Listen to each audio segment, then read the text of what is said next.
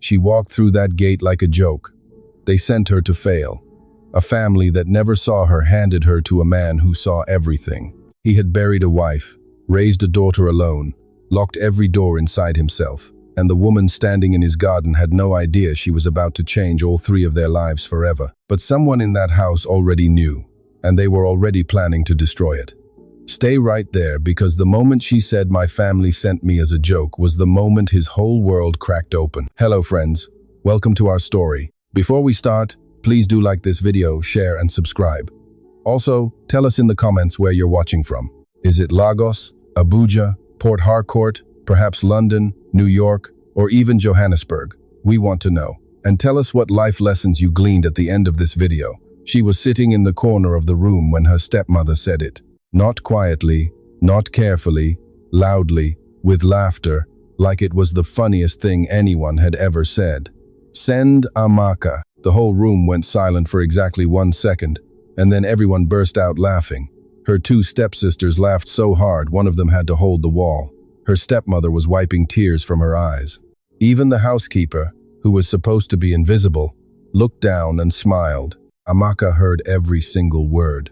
She was right there, 5 steps away, pretending to fold the same piece of laundry she had been folding for the past 10 minutes, because no one had noticed she was in the room. That was the thing about AMMA. Nobody ever noticed she was in the room. She was 26 years old. She had a university degree, not her able to secure a job yet. She could cook, clean, manage a home budget, fix a broken pipe.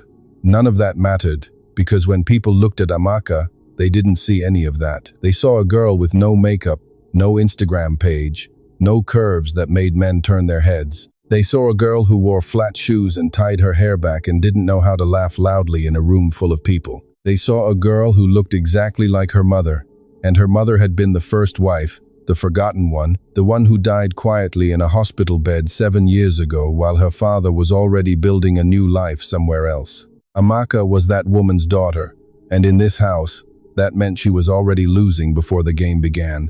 Here is what had happened. 3 days before this moment, a message had come. Not a letter, not a phone call, a personal visit. A man in a crisp suit and expensive shoes had knocked on the front door and delivered a single envelope to her stepmother, a woman named Mrs. KYAU, who had spent the last 15 years making sure that every person in Lagos knew her name. Mrs. KYAU opened that envelope like it contained a bank draft. Inside was an introduction, formal, polite, almost old-fashioned in the way it was written. The message was from a man named Chief Obinna Okoro. If you lived in this city and you were breathing, you knew that name. Chief Obinna Okoro had built his company from a single room with a borrowed laptop and a plan that everyone around him had told him would fail. That was 16 years ago. Today, Chief Obinna Okoro's company had offices across Africa and beyond. His name appeared in Forbes Africa. His face appeared in newspaper stories. His private estate sat majestically in Ikoyi like a quiet giant. Gates that touched the sky, gardens that went on forever, and a silence inside those walls that money had carefully built and maintained. He was 43 years old. He had been married once. His wife had died 2 years ago. Cancer, quick and cruel and unfair in the way that only death can be. He had a daughter. Her name was Chiamaka. She was 18. And according to people who knew someone inside that house, Chiamaka had not smiled properly since the day her mother stopped breathing. Chief Obinna Okoro was not looking for just love. He was very clear about that in the message. He was looking for a companion, a partner in the quieter meaning of that word, someone stable, someone honest, someone who could be present in a home that had too much silence and not enough warmth. His lawyer had discreetly reached out to several prominent families in the city. Families with eligible daughters of a certain age. He was not buying a wife. The message was careful to explain. He was simply expressing an interest in a proper introduction. Mrs. KYAU had read that letter 4 times before she called her daughters into the living room. Her eldest daughter was named Bisola, 28, beautiful in the way that required 2 hours every morning and a ring light to photograph. She had 40,000 followers on Instagram, a closet full of clothes she couldn't afford, and a credit card debt that Mrs. KYAU had been quietly settling for the past year. Bisola wanted to marry rich. She had wanted that since she was 17. It was not a secret. It was practically a career plan. Her second daughter was named Lola, 25, louder than Bisola, funnier, the kind of girl who walked into a room and immediately owned it. Lola had dropped out of 2 universities and started 3 businesses that each lasted less than a year. She had charm and 0 patience, and the attention span of someone who had been told their whole life that being entertaining was enough. Mrs. Kikelomo sat her daughters down and told them about Chief Obina Okoro. Bisola's eyes went wide and then immediately went calculating. Lola said, "Is he handsome?" Mrs. Kikelomo said, "He is worth $300 million, Lola. That is the only thing you need to know about his face." The planning started immediately. Which daughter would go, what she would wear, what she would say, how she would present the family. Mrs. Kikelomo was not simply managing a first meeting. She was staging a performance. Then Lola, just to be funny, just to get a laugh, just because she had never in her life thought about consequences before she opened her mouth, said something that stopped the room. She said, "What about AMMA? Why don't we send AMMA?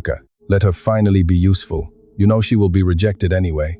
The laughter came like a wave, and that was the moment AMMA, 5 steps away, still holding the same piece of laundry, heard her entire life reduced to a punchline. Mrs. Kikelomo stopped laughing first because Mrs. Kikelomo's brain was always moving even when her mouth was busy with something else. She looked across the room. She looked at the doorway.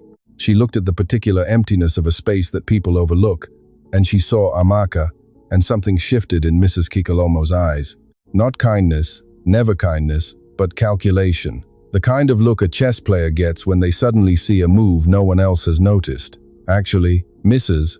Kikelomo said slowly, and the room went quiet because when Mrs. Kikelomo used that voice, it meant something real was about to be said.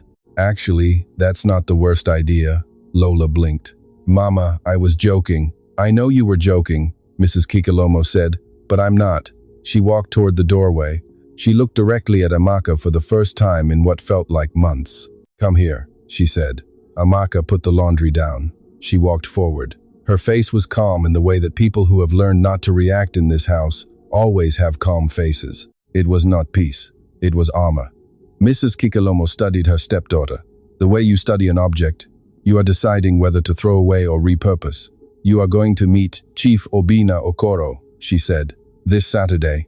AMMA said nothing. "Don't speak," Mrs. Kikelomo said, even though AMMA hadn't spoken. "Just listen. You are going to go. You are going to represent this family.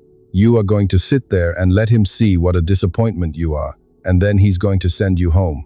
And when he sends you home, I want you to tell him that Bisola is available." Bisola's eyes went sharp. "Mama? Trust me," Mrs. Kikelomo said without looking away from AMMA. "He will meet this one. He will want nothing to do with her. And then when he hears that there are better options in this family, he will be curious. Curiosity is the beginning of desire." She smiled. It was not a warm smile. "You are the bait, AMMA. Do you understand?" AMMA looked at her stepmother. She looked at Bisola, who was watching her with a small, mean satisfaction. She looked at Lola, who at least had the grace to look slightly uncomfortable, and AMMA said 2 words, "Yes, Mama." That night, alone in her small room at the back of the house, AMMA sat on the edge of her bed and stared at the wall. She was not crying. She had stopped crying in this house a long time ago. Tears required witnesses who cared. There were no such witnesses here, she was thinking. She was thinking that her mother used to sit at the edge of her bed exactly like this, tired, unseen, waiting for something she couldn't name. And her mother had waited her whole life, and the waiting had killed her.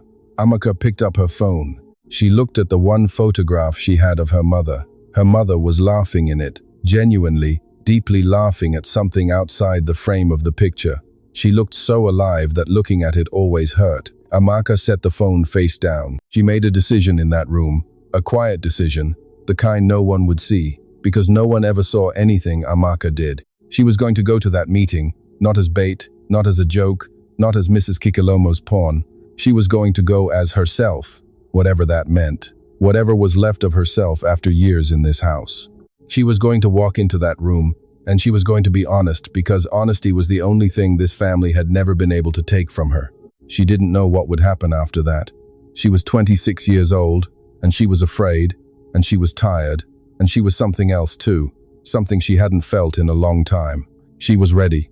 Saturday arrived the way big days always arrive, ordinary on the outside, seismic underneath. AMMA wore a simple blue dress, not designer, not dramatic, just clean and pressed and quiet, the way she was quiet. Mrs. Kikalomo looked at the dress and opened her mouth. AMMA looked at her stepmother and said, "I'm ready." Something in her voice made Mrs. Kikalomo close her mouth again. The luxury car they had hired for the occasion pulled up to the gates of Chief Obina Okoro's estate at exactly 10:0 inches the morning. AMMA stepped out. She looked up at those gates, tall, black, perfectly still. She breathed in. She breathed out. The gates opened, and the moment AMMA stepped through them, the entire shape of her life began to change, though she didn't know it yet. And neither did the man standing at the far end of the walkway, watching the gate with eyes that had stopped expecting anything good from the world until right now. Chief Obina Okoro was not supposed to be standing there. His assistant had arranged everything.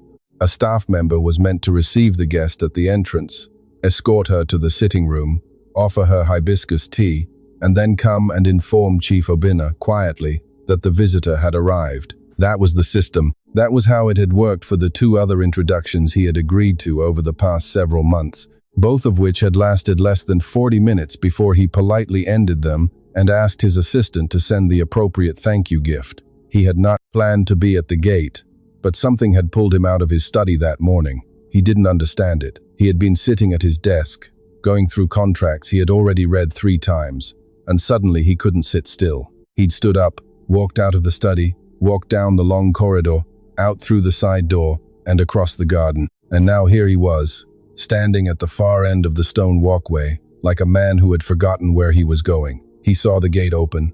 He saw her step through. She was not what he expected. He didn't know exactly what he had expected, but it was not this. She wasn't performing. That was the first thing he noticed. She wasn't smiling the way people smile when they know they are being watched. She wasn't adjusting her hair or straightening her wrapper or doing any of the small things people do when they want to be seen in a particular way. She was just standing there, looking at the garden like she had never seen something that beautiful before, and was trying to take all of it in at once. For exactly 4 seconds, she didn't know he was watching her. In those 4 seconds, Chief Obina Okoro saw something on her face that stopped him cold. He saw longing, real, unguarded, aching longing, the kind you can't fake because you don't even know it's showing. She looked at those gardens the way someone who has been hungry for a very long time looks at a table full of food. Not with greed, with grief. Like the sight of something beautiful was almost painful because she had gone so long without it. He had not seen a face that honest in a very long time. And then she turned and saw him, and the expression vanished immediately, replaced by that careful, neutral look that people wear when they have learned to protect themselves. Chief Obina Okoro, a man who had spent years in boardrooms reading people the way other men read balance sheets, felt something land in his chest like a quiet stone dropped into still water. Because he recognized that look. He wore it himself, every single day. He walked toward her. No staff, no introduction, no distance. He just walked across the garden, his hands in the pockets of his dark trousers, and he stopped 2 feet in front of her and said, "You must be AMMA." She said, "Yes." Simple. No title, no performance. Just yes. He put out his hand. She shook it. His handshake was firm and brief. So was hers. And for some reason that neither of them could explain, that small ordinary moment felt like the first honest thing that had happened to either of them in a very long time. "I'm Obina," he said. Not Chief Okoro, not Chief Obina Okoro, founder of. Just Obina. Like a normal person, like a man who understood that the size of your name on a building has nothing to do with who you are in a garden at 10:0 inches the morning. AMMA looked at him. She had expected arrogance. She had expected the kind of man who makes you feel small without saying a single word about it. She had grown up around that kind of man. Her father had been that kind of man before he left and built a softer life somewhere else. Chief Obina Okoro was not that. He was tall. Quiet in his body the way certain people are, like they have learned to take up only the space they actually need. His face had the particular look of someone who had been through something that rearranged everything inside them and had not fully put it back together. There were lines around his eyes that didn't come from laughing. He looked like a man carrying weight he didn't talk about. AMMA understood that language. She spoke it fluently. "Would you like to walk?" he said. Or we can go inside, whatever you prefer." She looked at the garden. Then she looked back at him. "Walk," she said. He nodded, and they walked. For the first few minutes, neither of them said anything. This would have been unbearable for most people. Most people rush to fill silence because silence asks questions they are not ready to answer. But AMMA had lived in a house where she was invisible, and Alguna had lived in a house where grief had swallowed all the words.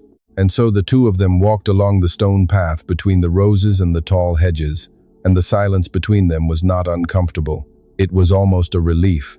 It was Alguna who spoke first, and what he said was not what AMMA expected. He said, "How honest are you willing to be?"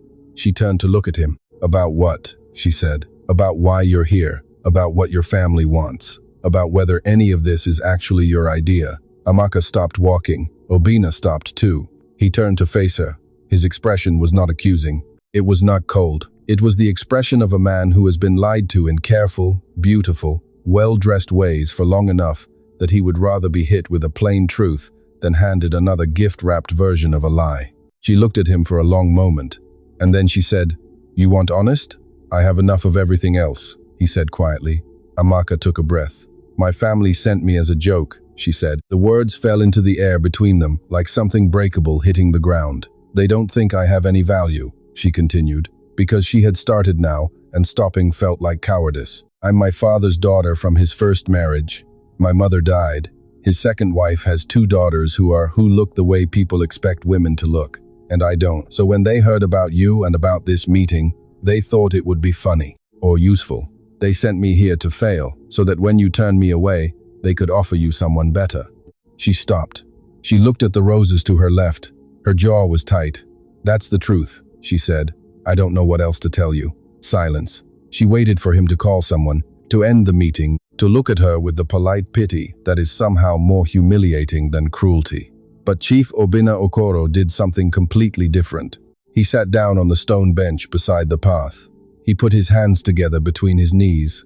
He looked at the ground for a moment, and then he looked up at her, and there was something in his face that she could not read immediately, and then she could. It was recognition. "I need someone stable for my daughter," he said. "I'm not looking for love. I'm not looking for a performance. I'm not looking for someone who knows how to dress for a photograph. My daughter lost her mother 2 years ago, and she has been disappearing slowly ever since, and I don't know how to stop it." He paused. "I am surrounded by people who want things from me. Everyone in my life wants something. My business partners, my board members, the women who have been introduced to me in the past 6 months. Everyone arrives already knowing what they want, and I am just a vehicle for getting it." He looked at her directly. "You are the first person who has walked through my gate and told me the truth without being asked twice." AMMA sat down on the other end of the bench. They sat like that, 2 feet of stone between them, and neither of them moved. "I'm not an easy person," AMMA said eventually, "because honesty, once started, is hard to stop. I'm quiet. I notice things people don't want to be noticed. I say true things at the wrong time. My family finds me exhausting. Your family sounds like they find inconvenient truth exhausting," Alguna said. "That's different." She looked at him. He looked at her. Something small and fragile and important moved between them in that moment. Neither of them reached for it. Neither of them named it. But both of them felt it. The way you feel a change in temperature before you can explain where the wind came from. He showed her the house after that. Not a tour. Not the kind of walkthrough where someone points at expensive things and waits for you to be impressed. He walked her through the house the way you show a space to someone you actually want to understand it, pausing at the window that caught the afternoon light best, opening the door to the library that smelled like every good book ever written, stopping in the kitchen and telling her without embarrassment that he had not eaten a real breakfast in 8 months because the cook made the same thing every day, and he didn't know how to say he was tired of it without sounding difficult. AMMA looked at the kitchen. She looked at what was available. She opened 2 cupboards and a drawer. "Give me 20 minutes, she said. He blinked. "You don't have to." "I know I don't have to," she said. "Do you want eggs or not?" He stared at her. "I want eggs," he said. She cooked. He sat at the kitchen island and watched her move around his kitchen with a quiet competence that he found disarming. She didn't make a show of it. She just cooked. She found the herbs without asking where they were. She seasoned things by smell. She moved through the unfamiliar space like water finding its path, naturally, without forcing anything. When she set the plate in front of him, he looked at it for a moment. Then he ate. He ate without speaking, and she stood on the other side of the island and ate her own portion standing up, and the kitchen filled with the small, ordinary sounds of two people sharing a meal. When he was done, he set down the fork and looked across at her. "That," he said quietly, "is the best thing I have eaten in this house in 2 years." AMMA said nothing, but something in her chest moved. Something small and locked and long untouched shifted just slightly, the way a door moves when wind finds the crack beneath it. She met Chiamaka at 11:30. She hadn't planned to. Obina had not mentioned that his daughter would be home that morning. But as they were walking back through the corridor from the kitchen, a door at the top of the stairs opened, and a girl appeared, 18 years old. Her father's eyes, her mother's mouth, with the particular blank expression of someone who has learned that the world takes things and rarely gives them back. She looked down at the corridor. She saw her father. She saw the woman standing next to him. Something crossed her face. Fast, guarded, complicated. "Chiamaka," Obina said, and his voice changed when he said her name. It got softer, the way voices go soft around things we are afraid of losing. "I didn't know someone was coming," Chiamaka said flatly. "I should have told you," he said. "This is AMMA." Chiamaka looked at AMMA. AMMA looked at Chiamaka. The girl was clearly performing not caring, which is the loudest way in the world to show that you care enormously. Her shoulders were tight. Her jaw was tight. She was 18 years old, and she had lost her mother, and now strange women were standing in her corridor, and no one had warned her, and she was furious and heartbroken and too proud to show either. AMMA understood every single thing about this girl in 7 seconds flat. Because AMMA had been this girl. She didn't rush toward her. She didn't smile too hard. She didn't say any of the things adults say to traumatize teenagers that make teenagers want to disappear into the floor. She simply said, "Hi, Chiamaka." 2 words, calm, level, no performance. Chiamaka blinked. "Hi," she said, reluctant, automatic, but she said it. And then she turned and went back into her room and closed the door. Obina let out a slow breath. "She hasn't said hi to anyone new," he said quietly, "in 14 months. AMMA said nothing, but she looked at that closed door for a long time. At 1, she told him she needed to go. He walked her to the gate himself. His staff watched this with barely concealed surprise because Chief Obina Okoro had never walked anyone to the gate himself. He stood at the entrance while the car pulled up and he said, "I'd like to see you again." AMMA looked at him. "Why?" she said. Not rude, genuine. "Because," he said carefully, "in my experience, people who tell the truth the first time usually keep telling it, and I have forgotten what that feels like." She stood there in the afternoon light, in her simple blue dress, in her flat shoes, with her hair tied back, and she looked nothing like the women this man was supposed to want. She said, "I'll think about it." She got in the car. The gate closed. She was barely 4 minutes down the road when her phone started ringing. "Mrs. Kikelomo." She stared at the screen. She answered. "How did it go?" Mrs. Kikelomo's voice was tightly controlled, performing casual. "Fine," AMMA said. "Was he disappointed? Did he seem interested in meeting someone else? Did you give him Bisola's number like I have to go," AMMA said. She ended the call. She stared out the window at the city passing by. The traffic, the noise, the way the world just continued, indifferent and relentless. While inside her chest something was happening that she didn't have words for yet. She pressed her hand flat against the cold glass of the window. She thought about a man who had eaten eggs in his own kitchen, like it was the first real thing that had happened to him in years. She thought about a girl at the top of the stairs who had said hi to her and probably didn't know why. She thought about herself, 26 years old, sent as a punchline, still here. And then her phone rang again. Not Mrs. Kikelomo this time, a number she didn't recognize. She almost didn't answer. She answered. A man's voice, calm, unhurried. "AMMA, it's Obina. I'm sorry to call this quickly. I know you said you'd think about it." A pause. "Chiamaka just knocked on my study door. She asked me your name again," she said, "and I want you to hear exactly what she said." She said, "Is she coming back?" Silence on the line. AMMA closed her eyes. "She hasn't asked about a person," Obina said, and his voice had something in it now that was raw and careful and enormous since her mother died. The car kept moving. The city kept going. The noise and the traffic and the ordinary world continued around her. And Amaka sat there with her eyes closed and her hand against the cold glass, and felt something cracking open inside her chest. Something she had locked up so long ago she had almost forgotten it existed. The capacity to matter to someone. She opened her eyes. "I'll come back," she said. She heard Obina exhale, one single, long, trembling breath, like a man who had been holding it for 2 years. She went back on Tuesday. She didn't tell Mrs. Kikalomo. She didn't tell Bisola. She didn't tell Lola. She simply woke up that morning, got dressed, walked out of the house while everyone was still asleep, and took a bus across the city because she didn't want to ask anyone for anything. Not a ride, not permission, not approval. She had spent years asking this family for things with her eyes, asking to be seen, asking to be included, asking to be considered, and she was done asking with her eyes. From now on, she was going to move her own feet and go where they took her. The bus was crowded and loud and smelled like morning in other people's lives. Amaka sat by the window and watched the city change as they moved from her neighborhood toward the quieter, wider streets where the money lived. She watched the buildings get taller and cleaner. She watched the roads get smoother. She watched the world that had always felt like it belonged to other people slide past the glass. And for the first time in a long time, she didn't feel like she was watching it from outside. She felt like she was moving towards something. That feeling frightened her. She let it frighten her, and she kept going anyway. Obina was waiting at the gate again. He looked like he hadn't planned to be there either. He was holding a coffee cup and wearing a slightly rumpled shirt like a man who had been working since before the sun finished rising. When he saw her come around the corner on foot, no car, no driver, just Amaka walking with a bag over her shoulder, something moved across his face. Surprise. Then something warmer than surprise. "You walked," he said. "I took the bus," she said. He looked at her for a moment like she had said something remarkable. "I haven't taken a bus," he said slowly. "In 19 years. I can tell," she said simply. He looked down at his coffee. Then he looked up.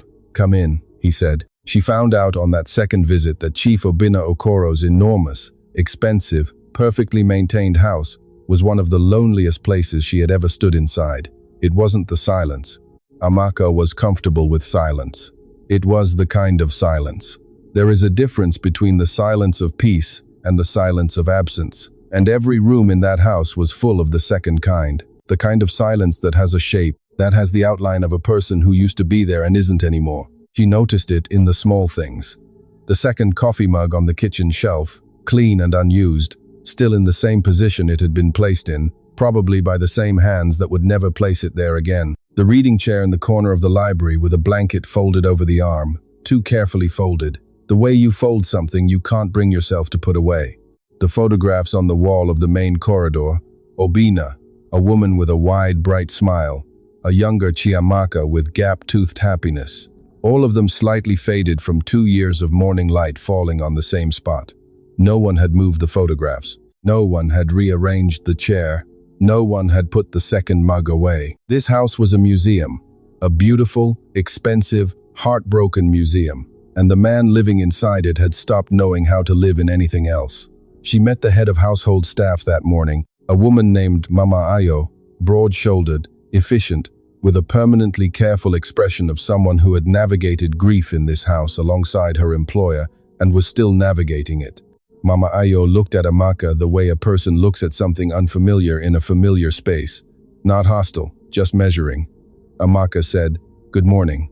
Mama Ayo said, "Good morning." "Please don't call me Madam Amaka," she said. Mama Ayo blinked. "What should I call you?" "Amaka," she said. "Just Amaka."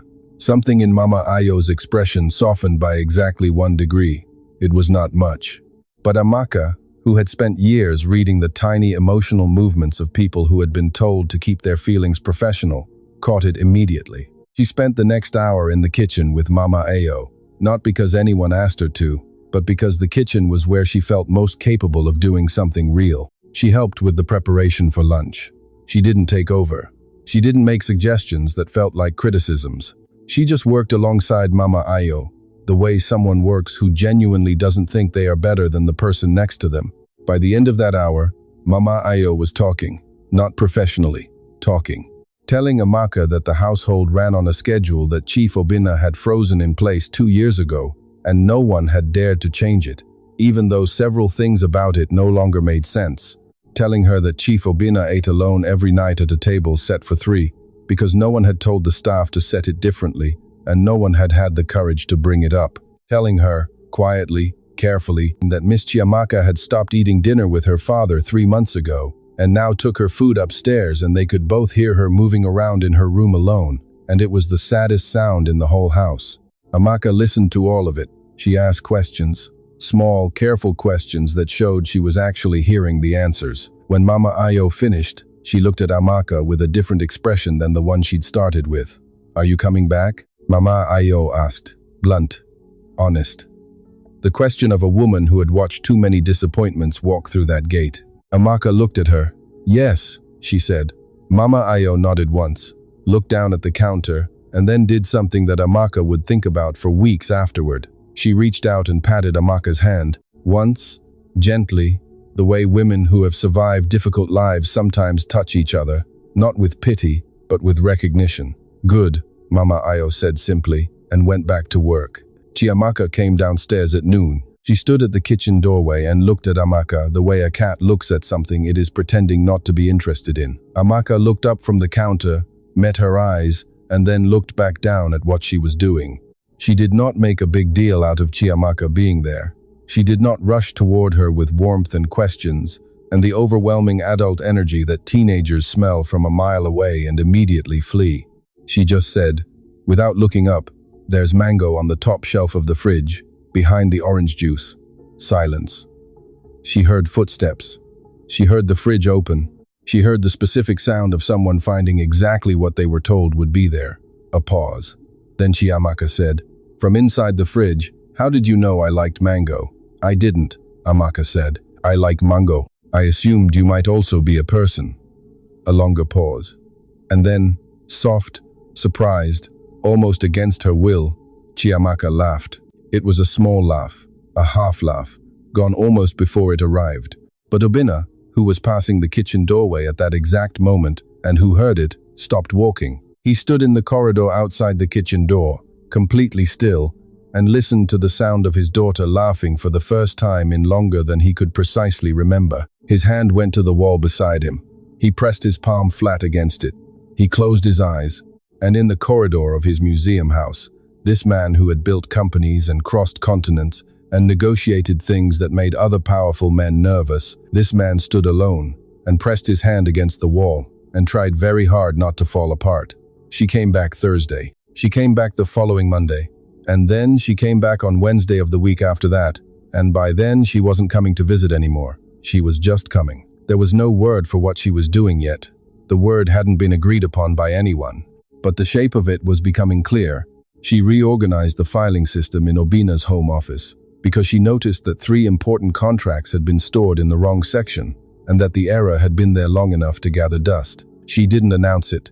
She didn't ask permission. She just did it and left a simple handwritten note explaining what she changed and why. Obina found the note at 6:00 the evening after a long day of meetings. He read it twice. He called his chief operations officer. He told her about the filing system. He told her to implement the same organizational structure across 3 of his company's administrative departments. He did not tell his operations officer where the idea had come from, but he thought about it on the drive home. He thought about how Amaka noticed things without needing to announce that she'd noticed them. He thought about how she moved through his house, quietly, competently, without performance, and how every small thing she touched became slightly more functional, slightly more alive. He thought about how she sat with Chiamaka on Tuesday evening for 4 to 5 minutes doing nothing in particular. No therapy language, no forced conversation. Chiamaka had her laptop open. Amaka had a book. They sat in the same room and existed in the same space, and that was all. And Chiamaka, who had been wearing the same gray hoodie for what felt like weeks, had come downstairs on Wednesday morning in actual clothes.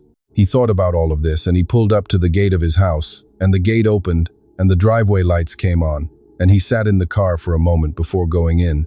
He was feeling something. He didn't know what to do with it. He had not felt it in 2 years, and the truth was, he hadn't expected to feel it again.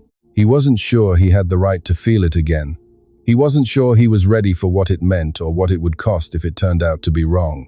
He was a man who had learned, from the worst possible teacher, that the things you love can leave without warning.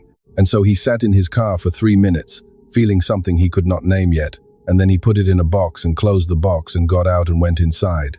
It was a Friday evening, 4 weeks in, when everything began to shift. AMMA was in the library.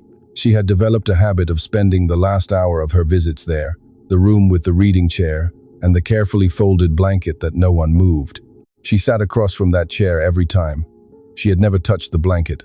She understood instinctively that some things in a house of grief need to be left exactly where grief put them, until the person carrying the grief decides to move them. Obina came in and found her there with her book. He sat in the chair across from her. The folded blanket was between them. Neither of them mentioned it. They sat reading in the same room the way people only sit when they have stopped needing to prove anything to each other, and the light from the lamps made the room golden warm, and outside the city was loud and busy and completely indifferent, and in here there was a silence that had finally become the right kind. Obina said, without putting down his book, "Tell me about your mother." AMMA's hands went still on her pages. She looked up. He was still looking at his book, giving her room, giving her the choice of the direction. She looked back down at her own pages. She was kind, she said quietly. Not soft, kind. There's a difference. She was the kind of person who noticed when someone was hurting and didn't make a speech about it. She just moved toward them, quietly, like it was the most natural thing, a pause. She sounds, Obina said slowly, like someone I would have liked. AMMA looked up. He had finally put his book down. He was looking at her now, directly, with an expression that was open in a way she had not seen on his face before, like a window that has been painted shut for years and someone has finally found the right tool. She would have liked you, too, AMMA said before she could stop herself. The words surprised both of them. Obina looked at her. Why? He said. And it wasn't a challenge. It was the question of a man who genuinely needed to hear the answer. Because, AMMA said carefully, she had a gift for seeing people, the real ones, and she always said that the most real people are the ones who are carrying something heavy and still choose to be gentle. The room was very quiet. Obina's jaw moved, just slightly, the movement of someone holding something in. He looked away. He looked at the window. He looked at the city lights through the glass, the whole indifferent, glittering world out there that kept moving regardless. I haven't been gentle, he said quietly, not since she died. I've been functional. I've kept everything running. The company, the house, Chiamaka's school, all of it is running perfectly. His voice was steady and controlled and completely hollow. Everything is running perfectly and I am disappearing inside it. AMMA did not say anything immediately. She gave those words the space they deserved. Then she said, very gently, I can tell. He turned to look at her. I can tell, she said again, because I lived for 7 years in a house where I was functional, where I cooked and cleaned and helped and managed and kept everything going. And no one noticed, and I was disappearing too. They looked at each other across the library, across the folded blanket that neither of them had touched, across the particular distance between two people who have just shown each other the inside of a wound. Obina said, how are you not angry? After everything your family did to you? How are you not? I am angry, she said simply. I just don't let the anger make my decisions. He stared at her. My mother taught me that, she said. She said anger is like fire. It shows you where you've been hurt, but it makes a terrible compass. Chief Obina Okoro looked at this woman in the golden light of his library and felt the box he had put things in earlier this week begin to shake. On a rainy night, exactly 6 weeks after the first meeting, Chiamaka had seemed fine that afternoon. Quiet, as always, but fine. She had eaten dinner downstairs, which had become something she did 3 times a week now, always at the same corner of the table, always with her headphones around her neck even when she wasn't using them, like a tool she might need quickly. After dinner, she had gone upstairs. An hour later, the house fell apart. AMMA was still there. She had stayed late because Obina had asked her to look through some operational documents with him, a thing that had become its own habit. The two of them sitting at the dining table after dinner with papers and quiet voices while the house settled around them. They heard it at the same time. Not a scream. Something worse than a scream. The sound of someone trying not to make any sound at all, while something enormous was tearing them apart from the inside. Obina was up and moving before AMMA had fully processed what she was hearing. She was right behind him. They found Chiamaka on the floor of her bedroom, her back against the foot of her bed, her knees pulled up to her chest. her hands over her ears, her whole body shaking with a violence that made the room feel like it was shaking too. The trigger, AMMA would piece together later, was a song. It had come through her laptop speakers by accident, a song that had been her mother's favorite, a song that Chiamaka hadn't heard since the last time her mother had played it. Obina dropped to his knees in front of his daughter. Chiamaka, look at me. I'm here. I'm right here. But Chiamaka was not in the room. She was somewhere far back inside herself, somewhere the grief had taken her, somewhere unreachable. Her father's voice was not reaching her. AMMA watched this for 2 seconds, and then she crossed the room. She sat down on the floor, not in front of Chiamaka, beside her, right beside her, close enough that their arms were touching. She did not speak. She did not try to pull Chiamaka's hands from her ears or force eye contact or say any of the things people say in these moments that make everything worse. She just sat there, on the floor, present, still, warm. She started humming, barely audible. Not the song that had triggered this, something else. Something slow and formless, not even a real melody, just a sound. The kind of sound that doesn't ask you to respond. The kind that just says, I am here, you are not alone. I am not leaving. Chiamaka's shaking slowed. Not immediately, not dramatically. Slowly, the way fear leaves when it finally believes the danger is over. Her breathing changed. And then Chiamaka's head turned just slightly, and she leaned without looking up, without choosing it consciously, just leaned sideways into AMMA. Her head came to rest against AMMA's shoulder. Obina, still on his knees, still watching, put his hand over his mouth.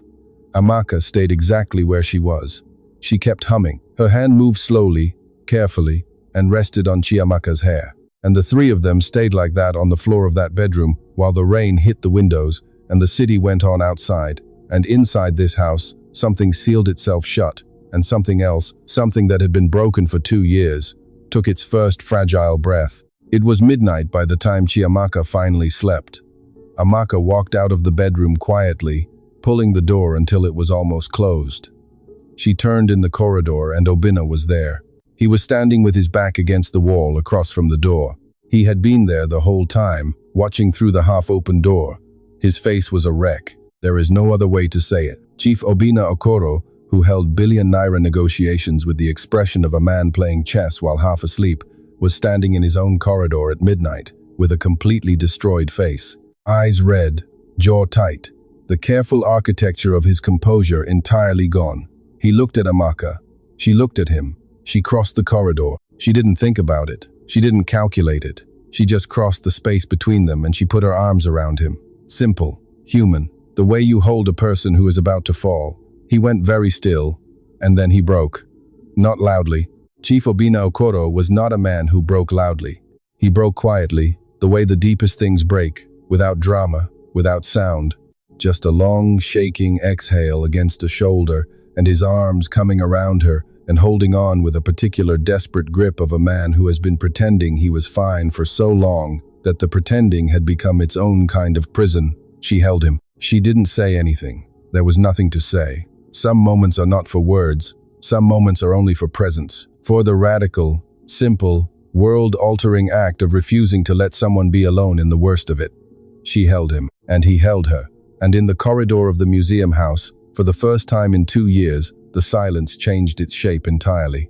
She walked to the front door at 1:0 inches the morning. He walked with her. At the door, she turned to say goodnight. He was looking at her with an expression she had no defenses against. It was too open, too honest, too much of the real man, and not enough of the careful version he showed the world. He said, AMMA, just her name. But the way he said it, she waited. He started. He stopped. He looked at the floor. He looked back up. I don't know what to say. I don't have the right words for what tonight was, for what the last 6 weeks have been. She said, you don't need words. I need you to know, he said, that you are not invisible, whatever they made you feel in that house, whatever you grew up believing about your worth. He held her gaze. You are the least invisible person I have ever met in my life. The breath left her body. She stood in the doorway of his house at 1:0 inches the morning and heard those words and felt them land in every hollow place inside her that had been collecting the opposite message for 26 years. She didn't cry. She refused to cry because if she started, she was not sure she would stop. She said, very quietly, good night, Obina. He said, "Good night, Amaka." She walked down the driveway. The gate opened for her. She walked out. She walked 3 steps down the road, and then she stopped walking because her legs had simply decided they were done, and she stood there in the dark and the rain and pressed both hands over her mouth, and then she cried. Standing alone in the rain on the road outside his gate, she cried the way you cry when something you stop believing in suddenly turns out to be real. Not sad tears, not happy tears, the kind of tears that don't have a name yet because they carry too many things at once. She cried for her mother who deserved to be seen and wasn't. She cried for the years of a house that looked at her and saw nothing. She cried because a man had said her name in a corridor at midnight and she had felt it in her bones.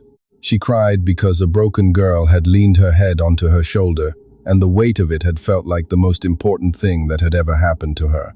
She stood in the rain and cried until she was empty, and then she straightened up, wiped her face, took a breath. She started walking, and her phone lit up. A message from a number she now knew by heart. "Get home safe. Text me when you're there." She stared at the screen. She typed back, "I will." His reply came in 4 seconds. 3 words, "I know you will." She did not see what was waiting for her at home. She did not see Mrs. KYAU standing in the living room with the lights on, her arms crossed, her face carrying the particular expression of a woman who has been doing arithmetic and doesn't like the answer she arrived at. She did not see Bisola sitting on the couch with her phone in her hand, a social media profile open on the screen, a profile that someone had found and sent her. Chief Obina Okoro, his company, his net worth listed in Forbes Africa, the numbers. She didn't see Lola, quiet for once, in the corner chair watching the door. She walked in, and Mrs. KYAU looked at her, really looked at her, for the first time in years, and saw it, the change. The thing that happens to a person's face when they have been in the presence of someone who sees them. That particular, unmistakable quality of a woman who has been treated like she matters. Mrs. KYAU's expression went very, very still, and then it went cold. "Sit down, Amaka," she said. Her voice was not loud. That was how Amaka knew this was serious. Mrs. KYAU was only quiet when she was dangerous. "We need to talk," Mrs. KYAU said, "about exactly what you think you are doing." Bisola set her phone face down on the couch with a small, sharp sound. Lola looked at the floor, and Amaka, standing in the doorway, felt the warmth of the last 6 weeks begin to cool in the face of everything that was about to come. Because Mrs. KYAU had realized, Mrs. KYAU had finally, fully realized, and Mrs. KYAU was not the kind of woman who let something she wanted walk out of her hands without a fight. Mrs. KYAU's living room had never felt smaller. Amaka had stood in this position before. Different versions of this same moment had been happening her whole life in this house. Mrs. KYAU with her arms crossed, Bisola with her careful cruelty, Lola with her guilty silence. The furniture the same, the lighting the same, the weight of it the same. But Amaka was not the same. Something had happened to her in the last 6 weeks that could not be undone. You cannot be seen, truly seen, by another human being, and then successfully return to invisibility. The eyes that have been found don't know how to hide again. She was standing in the same doorway she had stood in 1,000 times, and she was different inside it, and she could feel the difference in the way her feet were planted on the floor. She was not going to beg. She was not going to shrink. She walked in and sat down. "Talk," she said. Mrs. KYAU blinked. She had expected the usual Amaka, the one who looked at the carpet and waited for permission to speak. She recovered quickly. Mrs. KYAU always recovered quickly. "I want to know," she said, low and precise. "What exactly has been happening in that house?" "I've been visiting," Amaka said. "Visiting?" Bisola repeated, and the word came out coated in something ugly. 6 times in 4 weeks, staying until midnight. "That's not visiting, Amaka. That's something else." "Yes," Amaka said calmly. "It is something else." The room went electric. Mrs. KYAU stepped forward. "Let me be very clear about what you have done. I sent you there with a purpose. A specific, simple purpose. You were meant to meet that man, let him see that you were not what he was looking for, and come home. That is all you were meant to do." "I know what I was meant to do," Amaka said, and instead, Mrs. KYAU continued, her voice getting quieter, which means it was getting more dangerous. "You decided to help yourself. To something that was never yours. He is not a thing," Amaka said. "Don't be naive," Bisola snapped. "You know what I mean. You walked into an opportunity that belonged to this family. To you, AMMA said, turning to look at her stepsister directly. Say what you mean, Bisola. You mean it belonged to you. Bisola's jaw went tight. You are not equipped for that world, Mrs. Kikalomo said. You do not know how to be what a man like that needs. You are plain, you are quiet, you have nothing. He disagrees, AMMA said. Silence. Not the comfortable kind. He disagrees, she said again, steadily. And I think I trust his opinion of me more than I trust yours. Mrs. Kikalomo's face did something complicated and controlled and ultimately cold. You ungrateful child, she said softly. After everything this family has done for you. What, AMMA said, has this family done for me? The question landed like a slap, because it was a real question. She genuinely wanted to hear the answer. She had wanted to hear it for years. She sat there and waited for it with her hands in her lap and her back straight and her eyes completely steady. Mrs. Kikalomo opened her mouth and nothing came out, because there was no answer. There was no answer because there was no list. Because the truth that lived underneath all the performance and management and social architecture of this household was that this family had done nothing for AMMA. AMMA had done things for this family. She had been the one who cooked when Mrs. Kikalomo was too busy with her social calendar. She had been the one who stayed up nursing Lola through that fever. She had been the one who helped Bisola write her university application essays, the ones that Bisola had submitted and passed and never once acknowledged. She had been the invisible engine of this household for 7 years, and now that had somewhere else to go, the machine was panicking. The silence stretched, and into the silence, unexpectedly, Lola spoke. Let her go, Mama. Everyone turned. Lola was looking at the floor. Her voice was not loud, but it was the most honest thing AMMA had heard in this house since her mother died. Lola, Mrs. Kikalomo started. No, Lola said. She looked up. Her eyes were bright in a way that might have been tears on any other face. No, I started this. I was the one who said send her as a joke. I said it to be funny. I didn't. She stopped. I didn't think about her. I never think about her. None of us do. We never have. The room was completely still. Lola looked at AMMA. I'm sorry, she said. 2 words. Plain and unpolished and absolutely real. AMMA looked at her half-sister, this loud, careless, bright burning girl, who had never once in years of living together stopped to consider what AMMA was carrying.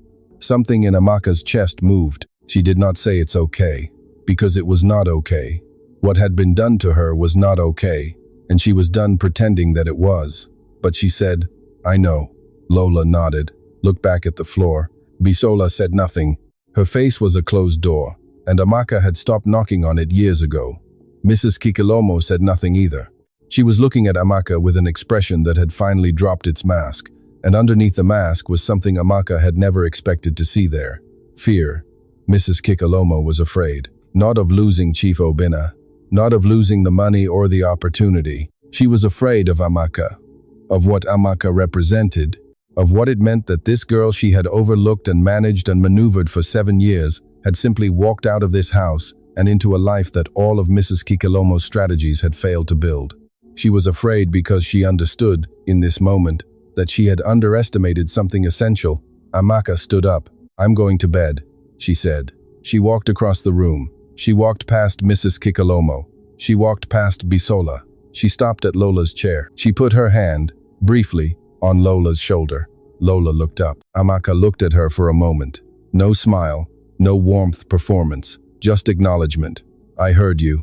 That was all. Then she walked upstairs. She closed her door. She sat on the edge of her bed in her small room at the back of the house, the same bed she had sat on 4 weeks ago when she made the quiet decision that had changed everything, and she picked up her phone. She texted Obina, I'm home. His reply came in 7 seconds. Good. Sleep well, AMMA. She held the phone against her chest. She looked at the ceiling. She thought about her mother, about what her mother would say right now if she could. She thought she knew. She thought her mother would say exactly what she had always said when things were hard, and AMMA was small, and the world felt like it was all sharp edges. She would say, you were always enough. I always knew it. I need you to know it too. AMMA closed her eyes. I'm trying, Mama, she whispered into the dark room. I'm really trying. Obina called the next morning. Not a text, a call. His voice in her ear before she had fully woken up warm and unhurried, like there was nothing more pressing in his entire world than this conversation. He said, "Chiamaka asked me this morning if you could come for her birthday." Amaka sat up in bed. "When is her birthday?" she said. "3 weeks from now. What does she want to do?" A pause. She could hear the smile in it. She said, and I'm quoting exactly, she said she wants to make food with you and watch a film, and she doesn't want a party because parties are performative. Amaka laughed. A real laugh. Surprised out of her. The kind that comes from somewhere genuine and doesn't have time to be polished before it arrives. On the other end of the line, Obina went very quiet. "That's the first time I've heard you laugh," he said. She hadn't realized. She pressed her hand to her mouth. "I'm sorry. Don't apologize," he said quickly, firmly. "Please don't apologize for that. Ever." She sat in her small room with the morning coming through the thin curtain, and she held the phone and felt the warmth of being someone's favorite sound. "Tell Chiamaka yes," she said softly. "I'll tell her," he said. Then, after a pause that carried weight, "Amaka, yes, whatever happened last night when you got home, whatever they said to you," his voice was careful and deliberate. "I want you to know that what I said at the door was not a polite thing. It was not something I said to make you feel better. It was the most precise, accurate thing I have said in a very long time." She didn't answer immediately. "You are not invisible," he said. "Not to me, not to Chiamaka, not to Mama Ayo, who texted me last week, my own staff member, who has never once texted me personally about anything, to tell me that you were, and I'm quoting her exactly, the most decent person who has walked through this gate in years." Amaka pressed her lips together hard. "You hear me?" he said. "I hear you," she whispered. "Good," he said, simply, completely. Chiamaka's birthday was a Saturday. Amaka arrived at 10:00 the morning with a bag of groceries and no agenda except to cook with an 8-year-old girl and watch whatever film the girl chose and be completely present for all of it. Chiamaka met her at the door, not the staff.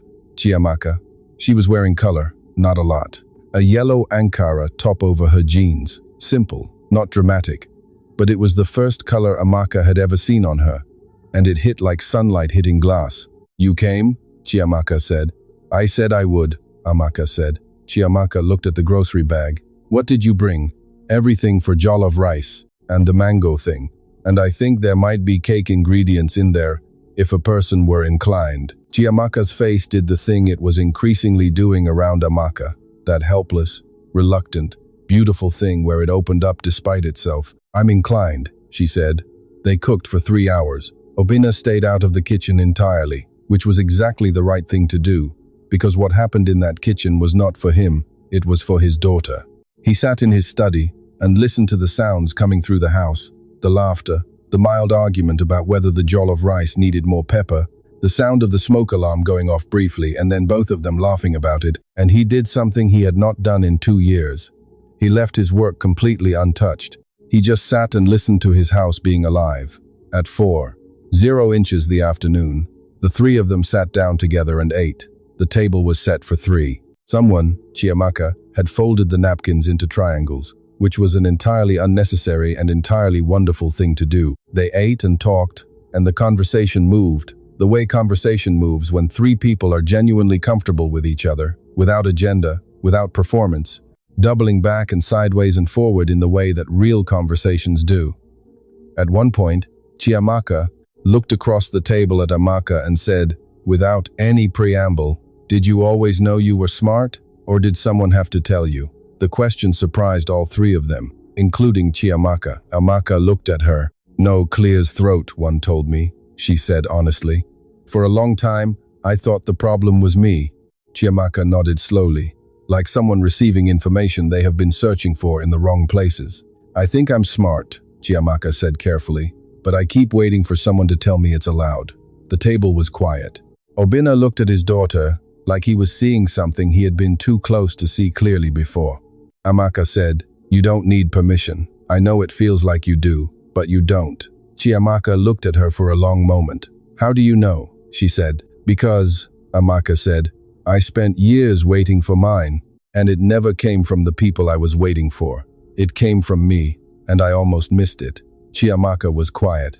Then she said, "I'm glad you didn't." "Me too," Amaka said. Obina set down his fork. He looked at AMMA across the birthday table, and she looked at him, and the thing that had been building quietly for 6 weeks, through kitchens and libraries and corridors and rainy midnights, the thing that neither of them had named yet, because naming it felt enormous, sat between them in the warm afternoon air of the dining room, visible at last. Chiamaka looked at her father. She looked at Amaka. She looked back at her father, 18 years old. With her mother's eyes and her father's intelligence, she saw the whole thing in about 4 seconds. She picked up her fork and went back to eating, but she was smiling, really smiling. Not the reluctant, surprised half smiles that Amaka had been carefully collecting for weeks. A full smile, a real one, the kind that changes the whole geography of a face. Obina saw it. He looked at his daughter's full, real, living smile for the first time in 2 years, and the expression that crossed his face was not something that can be adequately put into words. Some moments are beyond language. This was one of them. He asked her to stay that evening. Not like that, nothing dramatic. He simply said, when Chiamaka had drifted upstairs full of jollof rice and birthday contentment, "I need to tell you something, and I want to do it properly, so please don't leave yet." She stayed. They sat in the library again, the reading chair, the folded blanket, the golden lamps. And Chief Obina Okoro, who had built a company across Africa and beyond, who had sat across negotiating tables from people who had tried to reduce him, who had buried his wife and held his daughter, and kept everything running while quietly disappearing inside himself. This man sat in his chair and looked at Amaka and said, with the simplest, most undefended honesty she had ever heard from another person, "I didn't expect you." She said nothing. She let him speak.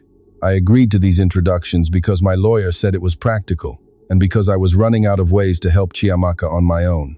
I was not looking for anything. I had decided very carefully that I was done looking for anything. He paused, and then you walked through my gate and told me the truth before I had even offered you a chair.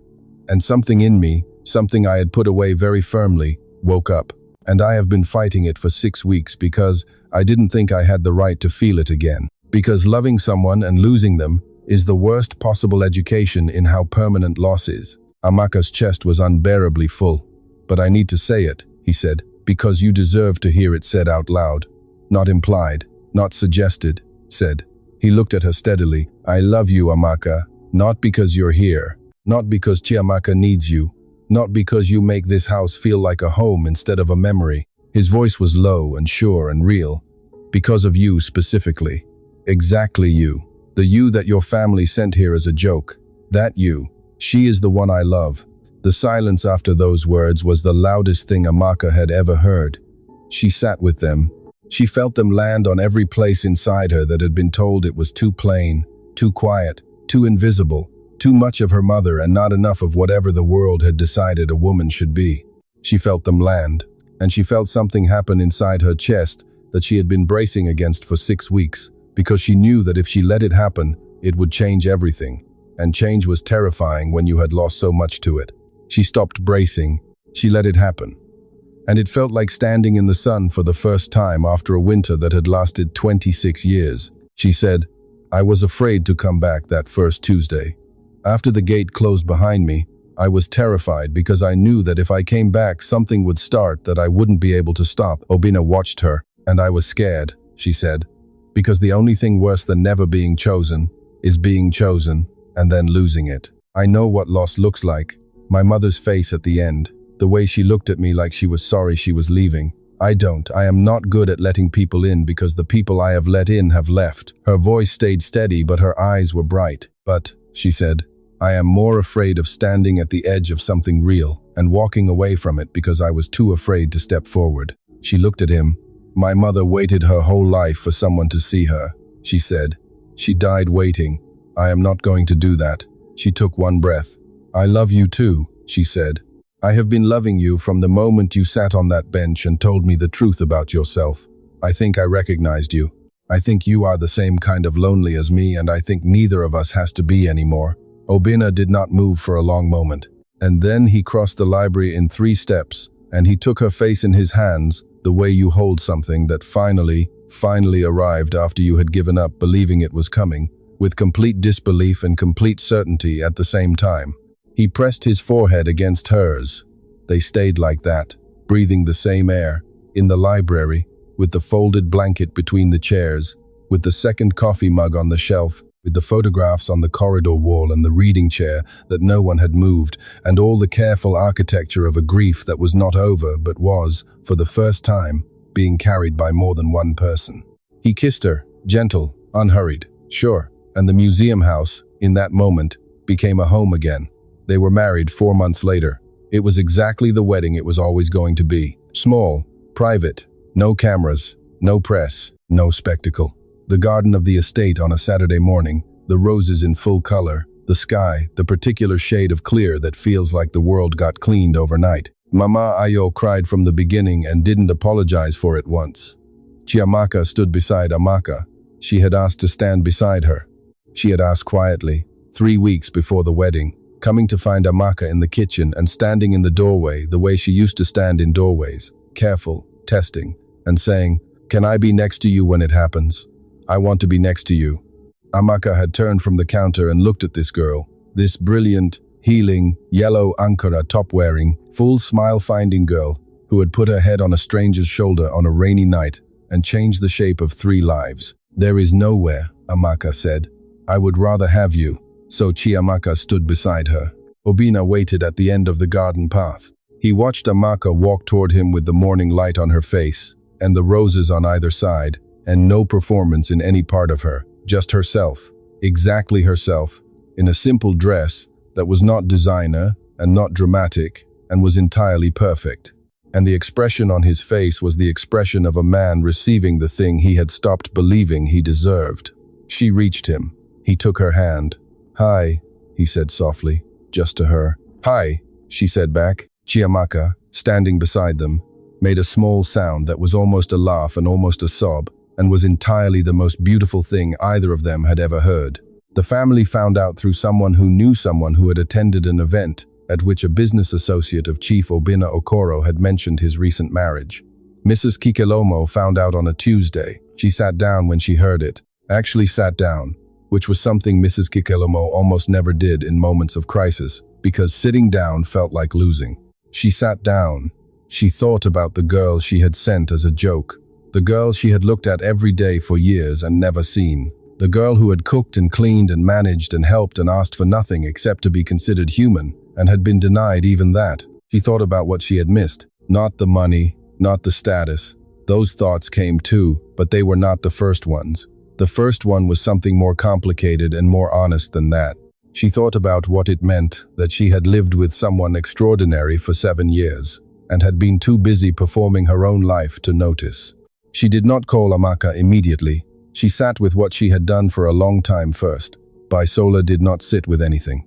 Bisola went through every stage of reaction in rapid, ugly sequence. Disbelief, fury, bitter calculation, and then the particular hollow despair of someone who realizes that all their strategies have been wrong, and they do not know how to want things any other way. She did not call Amaka.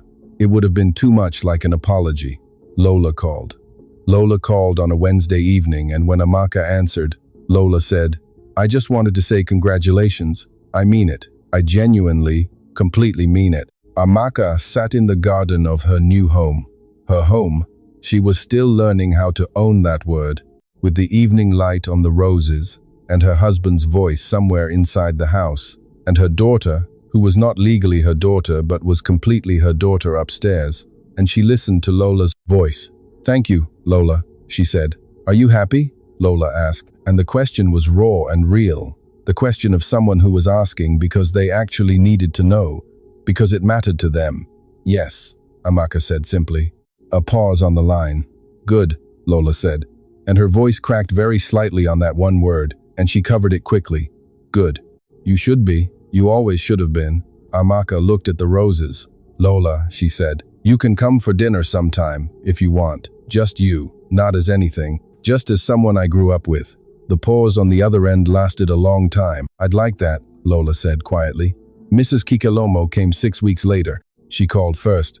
She asked if she could come. She did not make demands. She did not perform. She simply asked, in the voice of a woman who has sat with something painful long enough that it has changed her, if she could come. Amaka said yes. Mrs. Kikelomo arrived at the gate on a Thursday afternoon. The same gate AMMA had walked through 4 months ago in a simple blue dress, sent as a joke, carrying her mother's face in her own invisible dignity. AMMA met her at the door. They looked at each other. Kikelomo, but something inside the performance had shifted. There were cracks in it now. Real ones. "I don't know how to do this," Mrs. Kikelomo said. "First thing, no preamble." "I know," AMMA said. "I was wrong," Mrs. Kikelomo said. The words came out like something that had cost her considerably. "About you.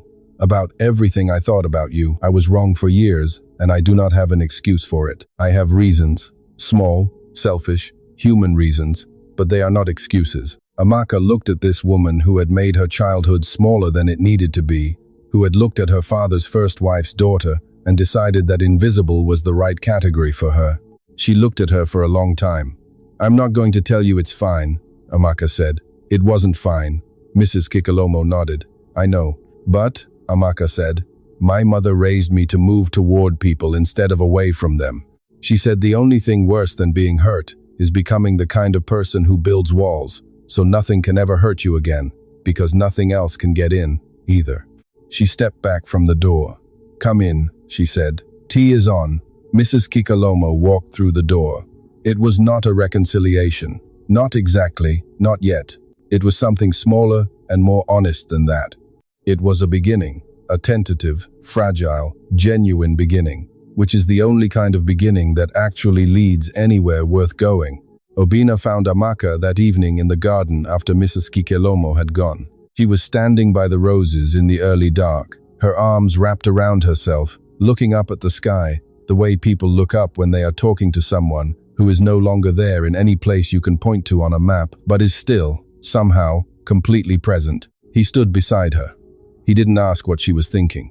He just stood there, his shoulder against hers, looking up at the same sky.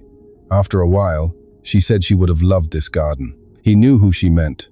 "Tell me about her," he said. "Again, tell me something I haven't heard yet." AMMA smiled. It was a soft, private, aching smile. She used to sing when she thought no one was listening, she said. Badly, really badly. She had no pitch at all, but she sang like it was the most important thing she was doing. Like the singing itself was the whole point, not the sound. Obina turned to look at her profile in the dark. "She sounds," he said, "like you." AMMA turned to look at him. "Singing badly, doing things like they're the whole point," he said. "Not the result. The thing itself. The way you cook. The way you sit with Chiamaka. The way you walk through my gate with no plan and just were yourself. Completely, unstrategically yourself." He reached out and took her hand. "She lives in you, you know. I never met her, but I know her through you. She is entirely present in you." The sky was full of stars. AMMA held his hand. "I know," she said, and for the first time when she thought about her mother, it didn't only hurt. It also felt like company. Chiamaka got her first university acceptance letter on a Thursday morning. She came downstairs at 7:00 the morning, before anyone was up, before even Mama Ayo had arrived, and she found AMMA in the kitchen with both hands wrapped around a coffee mug, still half asleep, stealing pajamas, in the particular undignified early morning state that AMMA was no longer embarrassed to be seen in. Chiamaka stood in the kitchen doorway. Her whole face was the letter. AMMA looked at her. She looked at the paper in Chiamaka's hand. She put the coffee down. "Come here," she said. Chiamaka crossed the kitchen, and AMMA took the letter and read it. And when she looked up, Chiamaka was watching her with an expression so raw and hopeful and terrified that it made AMMA's whole chest hurt with how much she loved this girl. "Well," AMMA said, obviously. "Chiamaka, did you actually think they would say no?" "I didn't." "Yes, I thought they might say no." "Then you have not been paying attention," AMMA said. "You are one of the most intelligent people I have ever met, including your father." "Don't tell him I said that." Chiamaka laughed, that full, real laugh. The one that had first appeared on a birthday afternoon over badly seasoned jollof rice and had not stopped appearing since. She threw her arms around AMMA. No warning, no careful approach. Just arms, sudden and complete, around AMMA's neck the way a daughter holds her mother when something wonderful happens and the person she needs to tell is right there. AMMA held her back, hard, real, both arms. She closed her eyes. She felt something complete itself inside her. Some long open circuit finally closing. Some current finally flowing all the way through. She pressed her face into Chiamaka's hair. "I am so proud of you," she said. "I am so unbelievably proud of you." "Don't cry," Chiamaka said, already crying. "I'm not crying," Amaka said, crying. Obina appeared in the kitchen doorway 3 minutes later, drawn by the sounds, still in yesterday's shirt, hair not yet managed, looking between his daughter and his wife in the middle of the kitchen, holding each other, and both emphatically not crying. He stood in the doorway. He looked at them, his family, his whole improbable, achingly real family. He put his hand on the doorframe. He had stood in doorways of this house for 2 years, watching for signs of life and finding only silence. He was not in a doorway anymore. He walked across the kitchen and put his arms around both of them. Chiamaka made a protesting sound and then leaned into it. Amaka turned her face into his chest, and the three of them stood in the kitchen in the early morning, in pajamas, not crying, while the coffee went cold and the sunrise came through the window, and the whole enormous world went about its business outside, indifferent as always. Inside this kitchen, it was not indifferent. Inside this kitchen, everything mattered.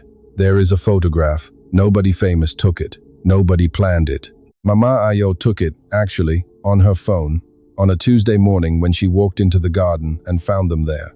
Obina reading, Amaka with her hands in the garden soil, because she had decided to plant something and no one had objected. Chiamaka on the grass nearby, with her laptop and her headphones and her yellow Ankara top. 3 people, 1 garden, morning light, no performance, no arrangement, no one looking at the camera.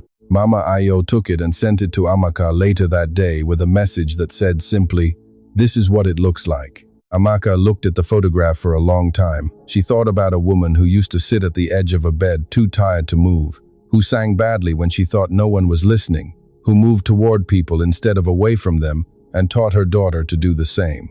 She thought about a girl who stood in a doorway for 26 years waiting to be seen. She thought about a gate opening. She sent the photograph to Lola without a message because some things don't need explanation. She saved it as her phone's lock screen. She put her phone away, and she went back to the garden, and her hands went back into the soil. And around her, the roses were doing what roses do, not asking for permission, not waiting to be noticed, just growing, just becoming, just being entirely and unapologetically what they were born to be. Hope you enjoyed watching as much as I love creating. If this touched your heart, please kindly like, share, and subscribe. Comment where you're watching from. Thank you, and see you in the next video.